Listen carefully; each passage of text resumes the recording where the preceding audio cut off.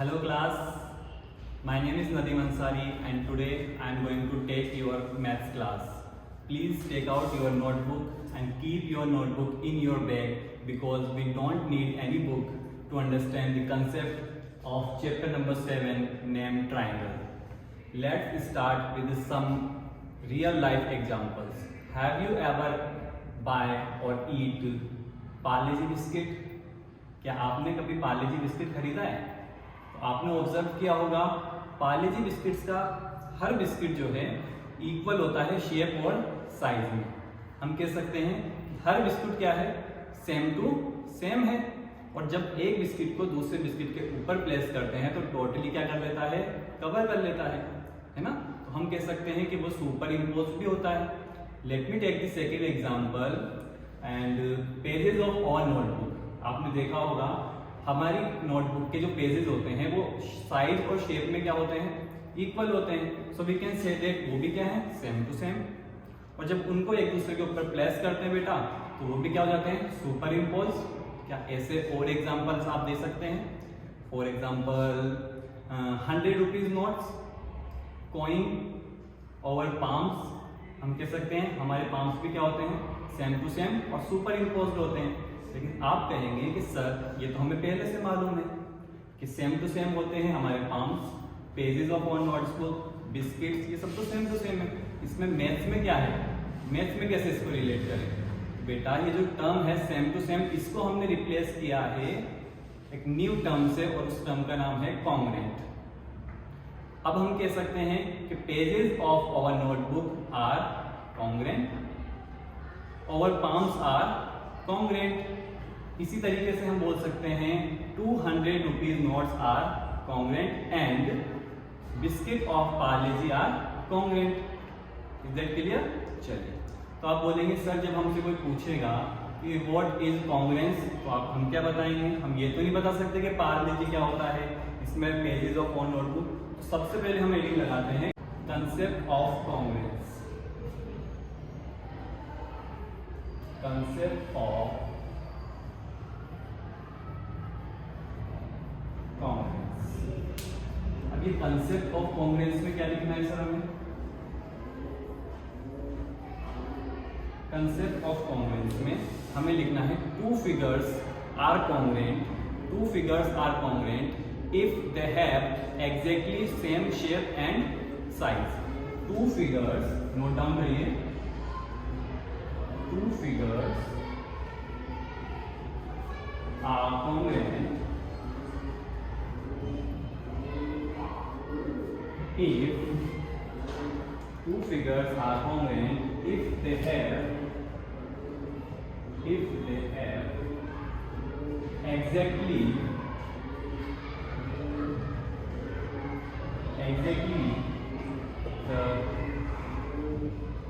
same shape and size। Two figures are congruent. अब कोई भी दो फिगर्स ले लें आप, वो कॉन्ग्रेंट तब होंगे जब उनकी साइज और शेप कैसी हो, इक्वल होगी। साइज और शेप इक्वल है तो हम कह सकते हैं we can say that two figures are congruent. तो यहाँ तक क्लियर हुआ। चलिए आगे चलते हैं। आगे चलने से पहले आप कुछ बोल रहे हैं, क्या बोल रहे हैं? सर सुपर इम्पोज वाली लाइन तो लिखी नहीं। हाँ बेटा वो लिखना बहुत जरूरी है। Congruent figures super impose each other. तो नोट डाउन करिए, congruent figure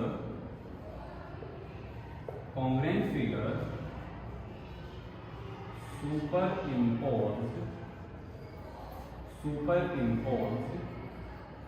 each other, super impose each other.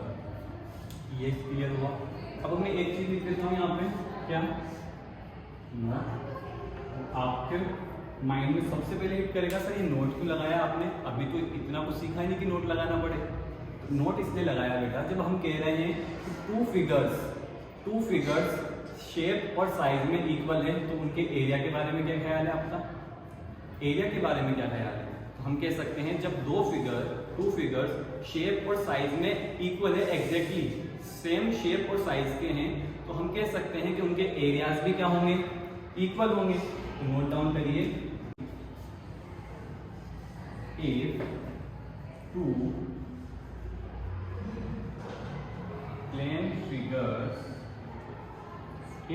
plane figures are congruent, if two plane figures are congruent, then their area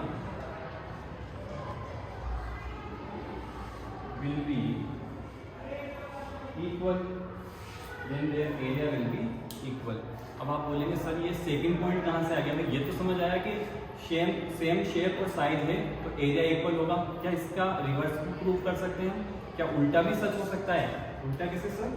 उल्टा ऐसे बेटा कि अगर टू फिगर्स के area same है, two figures के एरिया सेम है तो क्या वो कॉन्ग्रुएंट होंगे? नीचे यहाँ पे मैं टू फिगर्स ले लेता हूँ।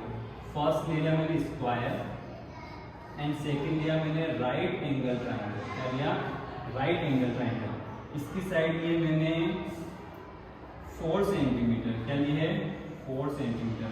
और इस ट्राइंगल की मैंने साइड दी है 8 सेंटीमीटर एंड 4 सेंटीमीटर। अब चेक करते हैं क्या इनके एरियाज इक्वल हैं। स्क्वायर का एरिया होता है side square, it means 4 square means 16 centimetre square. और राइट एंगल ट्राइंगल का एरिया होता है हाफ बेस इनटू हाइट। तो हाफ बेस अपने पास 8 सेंटीमीटर एंड हाइट 4 सेंटीमीटर। यहाँ पे कैलकुलेशन करने के बाद 16 सेंटीमीटर स्क्वायर। तो यहाँ से देखने से पता चलता है स्क्वायर और राइट एंगल ट्राइंगल में एरिया सेम है 16 सेंटीमीटर स्क्वायर, 16 सेंटीमीटर स्क्वायर। तो अब ये चेक करना है कि क्या ये दोनों फिगर्स कॉन्ग्रुएंट हैं। चलो चेक करते हैं। कॉन्ग्रुएंट, कंसेप्ट ऑफ कॉन्ग्रुएंस क्या कहता है? Two figures are congruent. Two figures congruent होंगे जब if they have exactly the same shape and size. Shape भी सेम हो और साइज भी सेम हो।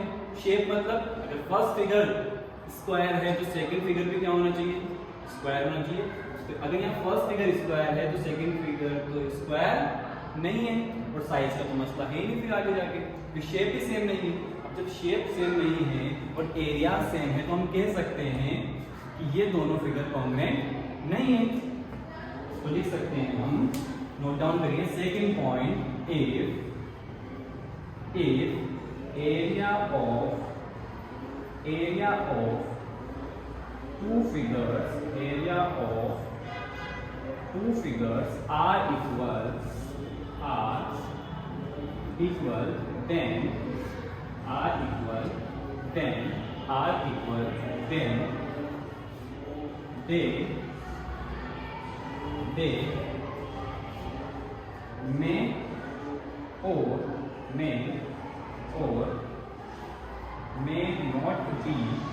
they may not be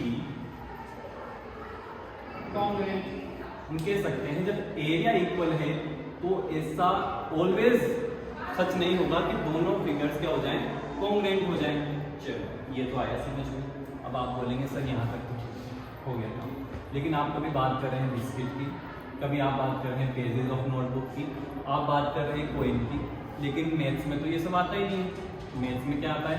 maths में आता है हमारे पास line segment, angle, square, rectangle, triangle and etcetera etcetera.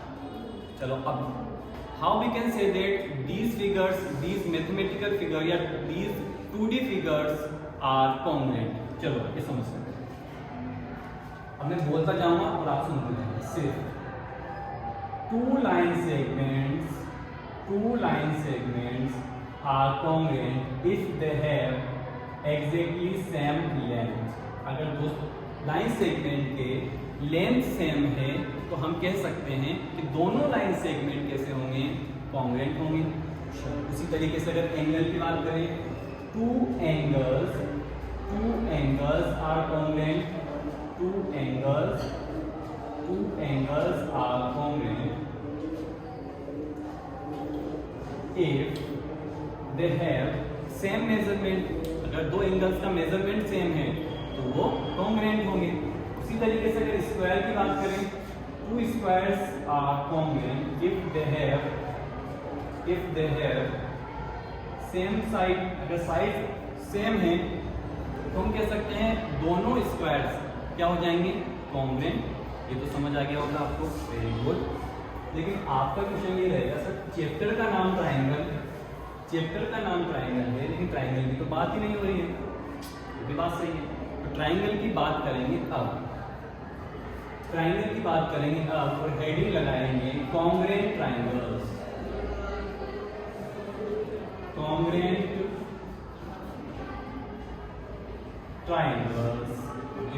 Triangles में क्या लिखना है सर, हेडिंग को हमने लगा लिया, हेडिंग लग गया है। कॉन्ग्रुएंट ट्राइंगल्स में क्या लिखना है सुनिए। अब ट्राइंगल्स कब कॉन्ग्रुएंट होंगे हमें ये बताना है। ट्राइंगल्स की कॉन्ग्रुएंसी के लिए हमारे पास क्या है, स्टेटमेंट सुनिए ध्यान से। टू ट्राइंगल्स आर कॉन्ग्रुएंट, सुनिए, two triangles are congruent if the sides and angles of one triangle is equal to the sides and angles of the another triangle, then we can say that two triangles are congruent। तो इसको note down कर लेते हैं सबसे पहले। two triangles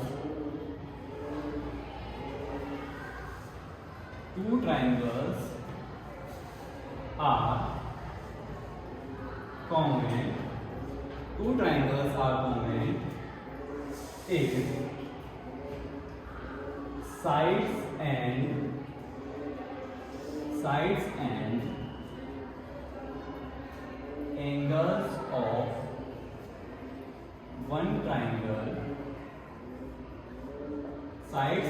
sides and angles of one triangle are equal to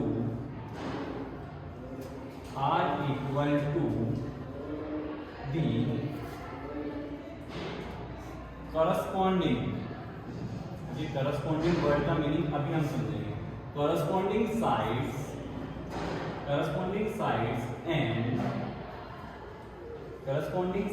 and angles of other triangle।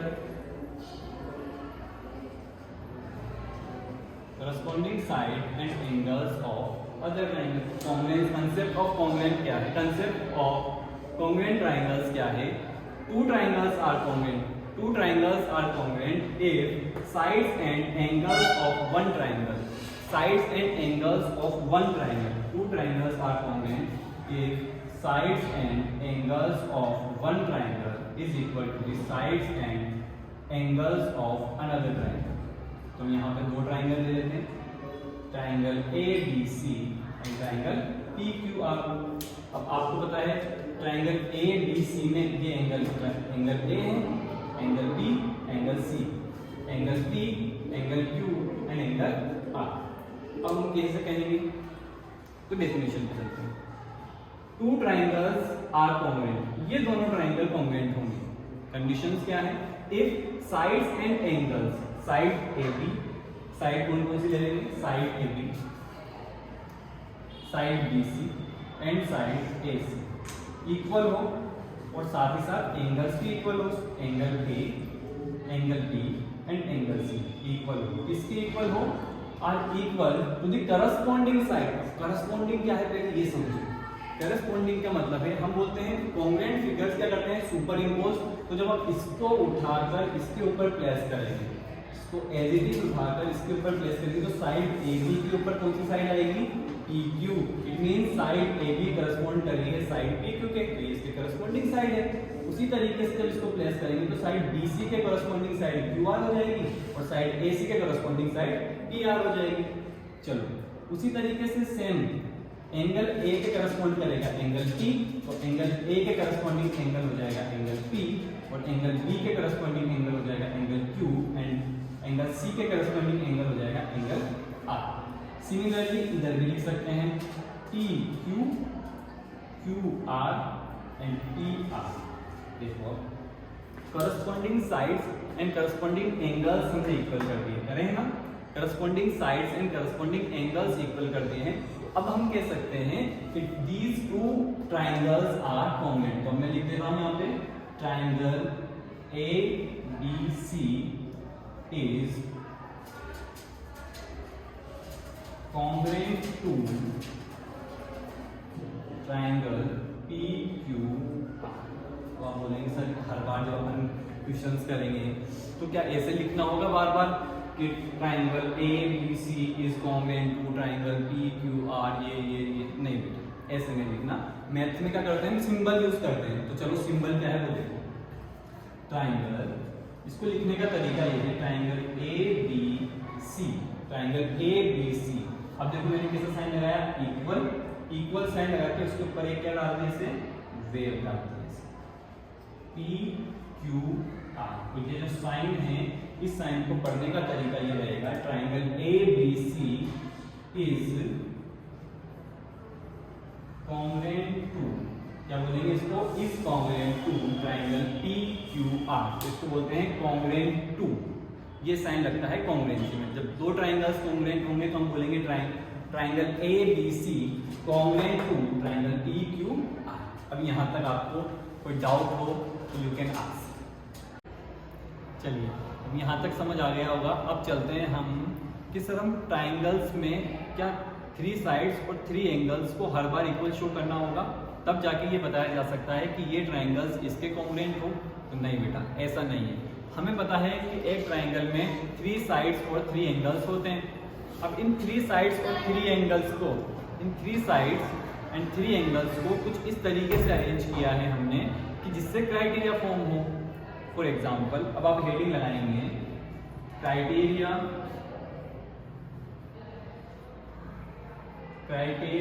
For